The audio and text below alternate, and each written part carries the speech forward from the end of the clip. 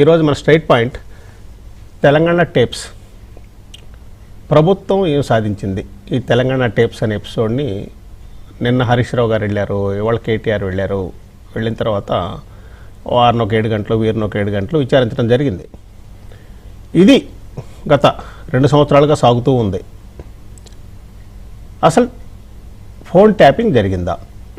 ఆ phone tapping జరిగితే అది స్వప్రయోజనాలకు ఉపయోగించుకున్నారా, పార్టీ ప్రయోజనాలకు ఉపయోగించుకున్నారా, రాష్ట్ర ప్రయోజనాలకు ఉపయోగించుకున్నారా? సాధారణంగా చెప్పేది ఏంటంటే ఫోన్ ట్యాపింగ్ అనేది జరుగుతుంటుంది. అది దేశ స్థాయిలో జరుగుద్ది, రాష్ట్ర స్థాయిలో జరుగుద్ది. కాకపోతే అది రాష్ట్ర ప్రయోజనాలకు అనుకూలంగా శాంతి భద్రతలకి సంబంధించి ఫోన్ ట్యాపింగ్ జరుగుద్ది అనేది అందరూ ఒప్పుకునేటువంటి విషయం. కానీ స్పెసిఫిక్గా ఇక్కడ బీఆర్ఎస్ మీద వచ్చినటువంటి ఆరోపణ వారి స్వప్రయోజనానికి ఉపయోగించుకున్నారు, కొంతమంది మీద కావాలని నిఘా పెట్టారు, దాని ద్వారా సొంత లబ్ధి కోసం ఉపయోగించుకున్నారు అనేది ఇక్కడ ప్రధాన ఆరోపణ. ఒక 6,000 మంది మీద పెట్టారు టేపులు.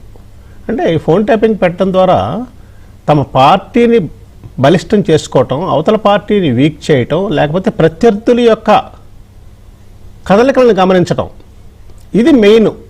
అందుకని ఫోన్ ట్యాపింగ్ అనేది ఇక్కడ వివాదాస్పదమైందని చెప్పచ్చు. ఈ వివాదాస్పదమైనటువంటి ఫోన్ ట్యాపింగ్లో ఈవెన్ బీఆర్ఎస్ పార్టీకి చెందినటువంటి అధినేత కుమార్తె కవిత గారు కూడా మా ఇంట్లో కూడా ఫోన్ ట్యాపింగ్ జరిగిందని చెప్తున్నారు.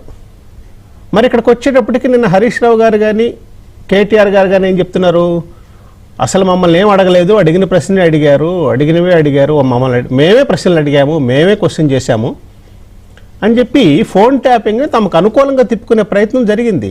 ఇది మేము రేవంత్ రెడ్డి గారి బావమర్ది అనేటువంటి సృజన్ రెడ్డి గారి కోల్ స్కామ్లో ఉన్నాడు అని మేము తీసుకొచ్చాం కాబట్టి బయటికి, దానిని కౌంటర్ చేయడం కోసం మాకు నోటీసులు ఇచ్చి డైవర్షన్ పాలిటిక్స్ చేశారు రేవంత్ రెడ్డి గారు అని చెప్పుకొచ్చారు.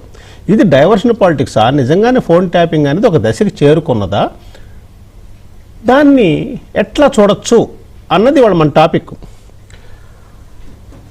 ఈ టాపిక్లోకి వెళ్ళబోయే ముందు హరీష్ రావు గారి ఫోన్ ట్యాపింగ్ గురించి ఏమన్నారు ఒక్కసారి ఆ హరీష్ రావు గారు బయట ఒకసారి ప్లే చేయండి చూద్దాం.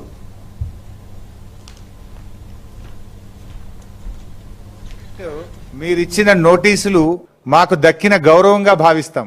పొద్దుగాల నీ బామ్మర్ది భాగవతం బయట పెట్టి సాయంత్రం నోటీస్ ఇచ్చినావు. ఇది రాష్ట్ర ప్రజలందరికీ అర్థమైపోయింది కదా. నువ్వు సిట్టు లట్టు పొట్టు ఎన్నన్ను వేసుకో, మేము భయపడం. నీ పతనానికి నువ్వే నాంది పలుకుతున్నావు. ఈ నోటీసులు నీ పతనాన్ని వేగవంతం చేస్తాయి. రేవంత్ రెడ్డి గారు చూసుకో, అసలే ఇచ్చిపెట్టాం, నేను ఇంకా గట్టి కొట్లాడతాం. నాకు తెలిసి ఇవాళ మళ్ళీ లీక్ ఇస్తారు, ఇట్లా అయిందట అట్లా అయిందట, లోపల ఓ చిల్లర లీక్ ఇస్తారు. దమ్ముంటే వీడియో బయట పెట్టు. అది నిన్న హరీష్ రావు గారు సిట్ విచారణకు హాజరై బయటకు వచ్చిన తర్వాత ఆయన ఒక ప్రెస్ కాన్ఫరెన్స్లో చెప్పినటువంటి విషయం. సరే, ఇక్కడ వచ్చేటప్పటికి కొన్ని సెలెక్టివ్ లీకులు ఇస్తున్నారు. ఇందాక కేటీఆర్ గారు కూడా అన్నారు. కేటీఆర్ గారు ఏమన్నారు? కేటీఆర్ గారితో కలిసి రాధాకృష్ణరావు గారిని ఇద్దరిని కూర్చోబెట్టి విచారించారు అని అన్నారు. కానీ కేటీఆర్ గారు బయటకు వచ్చామన్నారు, ఇక్కడ ఇంకొక రావు ఎవరు లేరు, ఉన్నత తారక రామారావే అని చెప్పుకొచ్చారు ఆయన. అంటే లీకులు ఎవరు ఇస్తున్నారు, లీకులు ఇవ్వడం వెనక ఉద్దేశం ఏంటి అని చెప్పేసి కూడా ప్రశ్నించారు బీఆర్ఎస్ నాయకులు. సరే, కేటీఆర్ గారు ఏమన్నారు ఒకసారి అది కూడా ప్లే చేస్తే.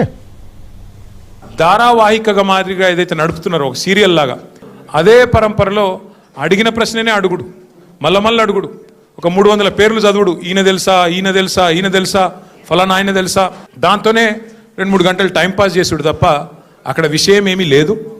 వారికి కూడా తెలుసు ఆ విషయం. వాళ్ళు అడిగిన దానిలోనైతే ఏమీ లేదు. ఏదో ఇష్టం వచ్చినట్టుగా ప్రశ్నలు అడిగిందే అడగడం, తిప్పి అడగడం, ఒక రకమైన హరాస్మెంట్ తప్ప ఏమీ కూడా లేదు. వాళ్ళు చేయగలిగింది కూడా ఏమి. మరి దీంట్లో నిజాలు అసలు టేప్స్ సంగతి ఏంటి, ఈ మొత్తం మనతో చర్చించడానికి కేఆర్ నాగరాజ్ గారు ఉన్నారు, కాంగ్రెస్ ఎమ్మెల్యే. మరియు తాడూరు శ్రీనివాస్ గారు ఉన్నారు, బీజేపీ నుంచి. బండారు రామ్మోహన్ రావు గారు ఉన్నారు, సీనియర్ జర్నలిస్ట్. చింతా ప్రభాకర్ గారు, ఎమ్మెల్యే, బీఆర్ఎస్. మొట్టమొదటిగా నాగరాజ్ గారి దగ్గరికి వెళ్దాం. నాగరాజ్ గారు సార్ నమస్తే. నమస్కారం అండి. ఏంటి మరి అసలు ఏమి? నమస్తే శివరామ్ గారు, వాయిస్ వస్తుందా? వస్తుందండి, వస్తుంది, క్లియర్.